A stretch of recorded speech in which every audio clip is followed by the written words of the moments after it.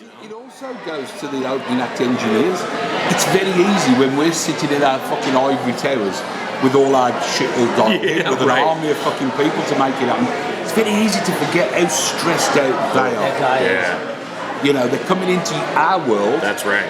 Where we've become comfortable. It was hard when we first entered it. We had to learn to play that game. For sure. Trust me.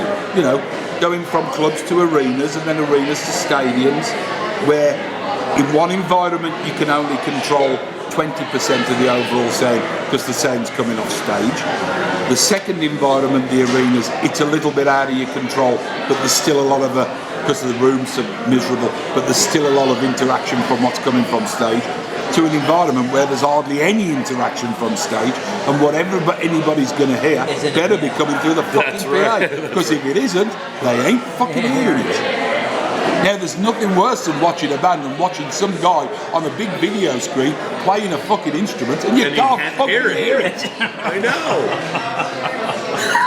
I mean, we've all done it. Yes, you know, when I look at the and it's got a close up of the hi-hat, you go, fuck me, I can't hear the fucking hi-hat.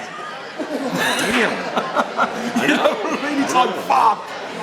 So, you know, but you got to remember, we're also sitting there with a show file or whatever we've been fucking honing for God knows how long.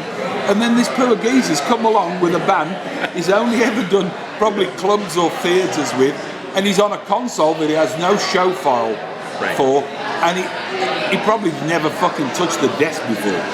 Hasn't had a hotel room in 30 days. He's been living on a bus, and, you know, all those kind of things. And those guys, I always go my way to be cool.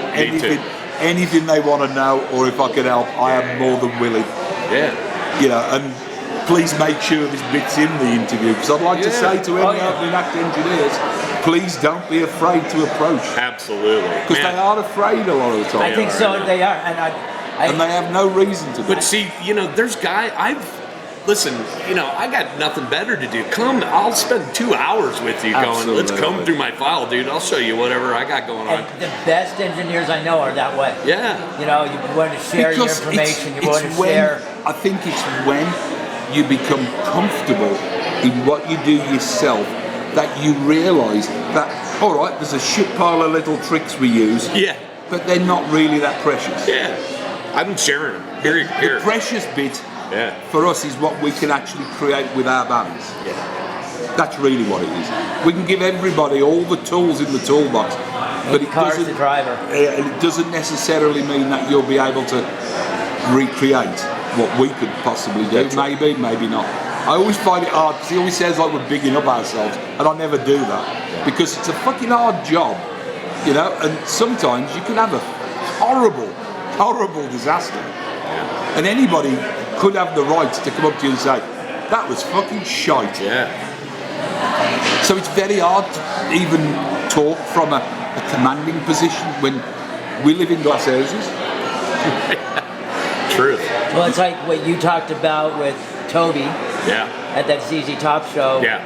You know, and being the guy who would talk to you about it, and that guy changed your life. Yeah. I know.